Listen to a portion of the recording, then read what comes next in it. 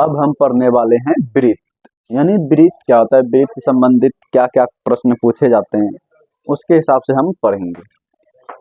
देखो वृत्त क्या होता है, एक सर्कल होता है। क्या होता है, एक सर्कल होता है। इस तरह से क्या होता है वृत्त। उसके बाद अगर इसके केंद्र यानी इस वाले बीच वाले भाग को क्या बोलते हैं, सेंटर बोलते हैं। क्या बोलते हैं, सेंटर बोलते हैं। और सेंटर से और ये जो भाग इस वाले को क्या बोलते हैं, परिधि बोलते हैं। परिधि बोलते हैं। और सेंटर और परिधि के बीच जो दूरी होता है, इस आधे वाली दूरी को क्या बोलते हैं, त्रिज्या। और यहाँ से दो इस पूरे वाले भाग को क्या बोलते हैं, व्यास। क्या बोलते हैं, व्यास बोलते हैं। तो क्या कहता है, त्रिज्या व्यास की आधी होती है। ये त्रिज्या यानी त्रिज्या जो है व्यास की क्या होता है, आधे। व्यास को d से डिनोट करते हैं और त्रिज्या को r से डिनोट करते हैं। उसके बाद क्या है, व्यास त्रिज्या की दोगुनी होती है। अगर दो को हम उधर भेजें तो d बराबर क्या हो जाएगा, 2r। यहाँ से देखो त्रिज्या और त्रिज्या क्या है, दोगुनी है। तो वही बोल रहा है व्यास त्रिज्या के दोगुनी होती है। उसके बाद आगे क्या है, चाप। चाप किसको बोलते हैं, तो उसको समझो।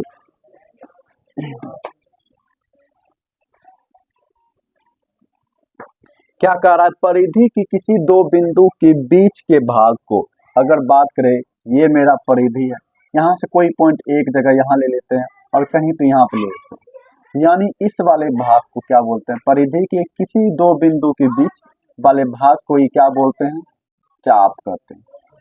कहीं भी अगर यहाँ पे पॉइंट ले सकते हो तो यहाँ पर भी ले सकते हो।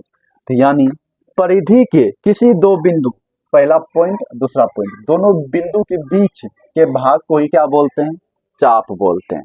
उसके बाद आगे क्या है, जीवा। जीवा किसको बोलते हैं, बोलता है कि वृत्त की परिधि पर, ये मेरा वृत्त है और वृत्त की परिधि पर स्थित दो पॉइंट को मिलाने वाली रेखा, क्या बोल रहा है, मान लो यही पॉइंट ए और बी है और इसी पॉइंट को मिलाने वाली रेखा जो उसके केंद्र से होकर ना गुजरे। शर्त यही है कि ये रेखा केंद्र से होकर नहीं गुजरे, तो उस वाले को क्या बोलते हैं, इसी को क्या बोलते हैं, जीवा बोलते हैं।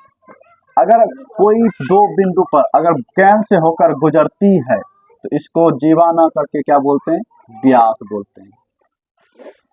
आगे क्या है, तो मिलाने वाली रेखा जो उसके केंद्र से होकर ना गुजरे, तो उसी को हम क्या कहते हैं, जीवा कहते हैं। चाप भी समझ में आ गया और जीवा भी समझ में आ गया। अब देखो नोट में क्या लिखे हैं उसको देखो।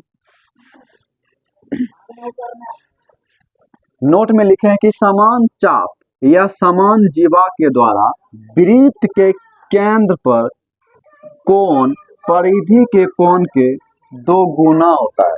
तो अगर बात करें तो एक इस तरह से त्रिभुज होगा, वृत्त होगा, और उसके बाद क्या बोल रहा है कि समान चाप, अगर यहाँ पे कोई यहाँ समान चाप यहाँ से यहाँ ले लें और इस वाले को यहाँ से मिला दें, उसके बाद क्या बोल रहा है,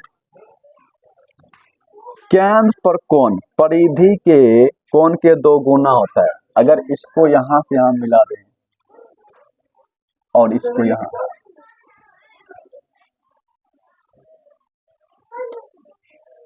तो इस वाले कोण क्या बोल रहा है, केंद्र पर कोण परिधि के कोण के क्या होता है, दो गुना होता है। अगर ये थीटा है तो ये क्या हो जाएगा, दो थीटा हो जाएगा।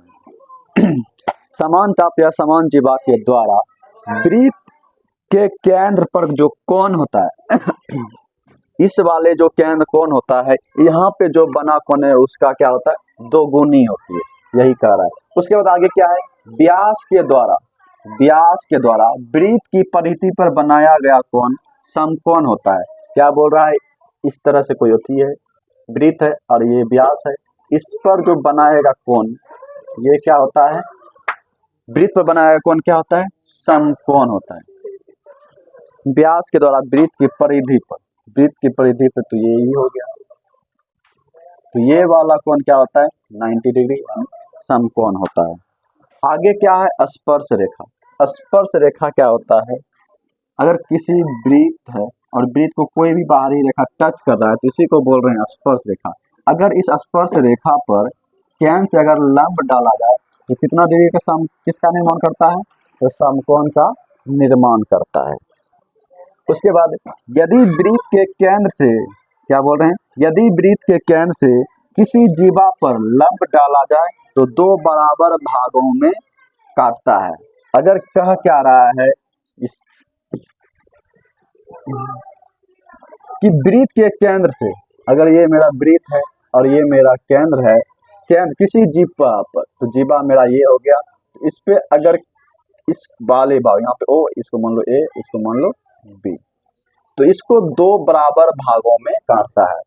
केंद्र से जीवा पर अगर लंब डाला जाए तो उस जीवा को दो बराबर भागों में काटता है, यही लिखा है।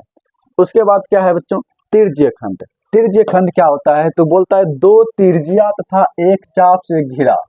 क्या बोल रहे हैं, दो तिर्य्या, अगर मेरा ये वृत्त है, यहाँ से अगर एक तिर्य्या इधर ले लिए और एक तिर्य्या इधर ले लिए, ठीक है, तो ये मेरा आर हो गया, ये भी मेरा आर हो गया। उसके बाद घिरे वृत्त के क्षेत्र को, तो दो तिर्य्या से घिरे वृत्त के क्षेत्र को हम क्या बोलते हैं, इसी को क्या बोलते हैं, तिर्य्य खंड बोलते हैं।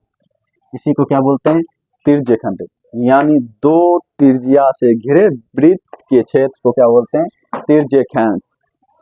आगे क्या है, वृत्त खंड, यानी एक जीवा तथा एक चाप से घिरा वृत्त का क्षेत्र क्या कहता है, वृत्त खंड।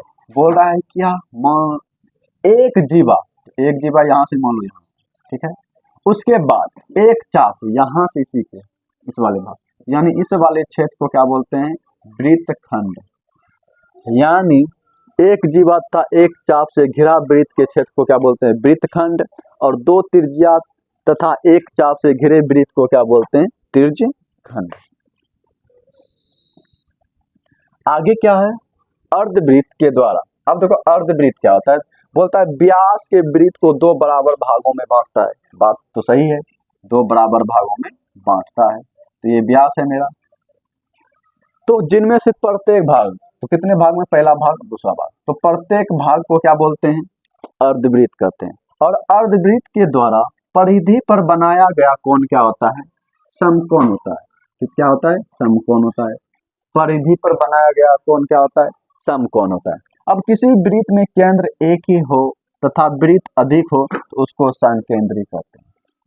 क्या कहते हैं, क्या बोल रहा है कि किसी वृत्त में केंद्र एक हो तथा वृत्त अधिक हो, इस तरह से इस सब का केंद्र क्या हो, एक हो, तो उसको बोलेंगे संकेंद्रीय वृत्त।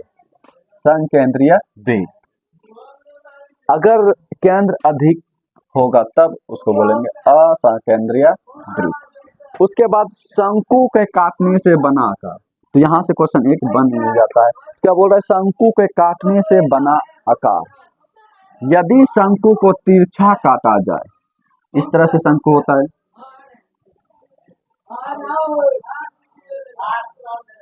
इस तरह शंकु होता है, तो बोल रहा क्या, यदि शंकु को तिरछा काटा जाए तो दीर्घ वृत्त बनता है। शंकु को तिरछा काटने से दीर्घ वृत्त बनता है, बस यही याद रखना। शंकु को तिरछा काटने से दीर्घ वृत्त का निर्माण होता है। इसका जो उत्केंद्रता मान होता है एक से कम होता है। दीर्घ वृत्त जैसे अपने आप में लगा है दीर्घ वृत्त, लेकिन दीर्घ वृत्त उत्केंद्रता मान से क्या होता है, एक से कम होता है। क्या होता है, एक से कम होता है। उसके बाद क्या है, यदि समांतर, यदि शंकु को समांतर काटा जाए तो वो परवलय बनता है। क्या बनाता है, परवलय बनाता है। और परवलय का उत्केंद्रता मान एक होता है। परवलय का उत्केंद्रता मान एक होता है। उसके बाद क्या है, यदि कोण छोटा हो, यदि कोण छोटा हो तो वो अति परवलय बनाता है और इसका उत्केंद्रता मान एक से अधिक है। अगर बात करें यहाँ पे देखो परवलय, कितने अक्षर हैं, 1 2 3 4 5। उसके बाद इसमें देखो दीर्घ वृत्त है, दीर्घ वृत्त, और यहाँ पे क्या है, अति परवलय, अति परवलय। अब देखो परवलय को अगर रेफरेंस मान दिया जाए, क्योंकि इसका देखो 1 2 3 4 5 5 गो है, तो 5 से दीर्घ वृत्त क्या है, 4 गो, 1 2 3 4 गो है, इसलिए ये 1 से क्या है, कम है। 5 गो है तो इसलिए a बराबर 1 है। अगर देखो यहाँ से अधिक है, 1 2 3 4 5 6 7, तो इसका मतलब e का मान क्या होगा, 1 से अधिक। ऐसे भी याद रखना, दीर्घवृत्त 4 5 6, तो यहाँ 5 परवलय का मान 1 होता है, उत्केंद्रता मान 1 होता है, और दीर्घवृत्त यानी 4 यानी 1 से कम, 5 से अधिक तो यानी 1 से अधिक होगा। बस इतना ही पढ़ना है ज्योमेट्रिकल फिगर में, ठीक है। मिलते हैं अगले वीडियो में।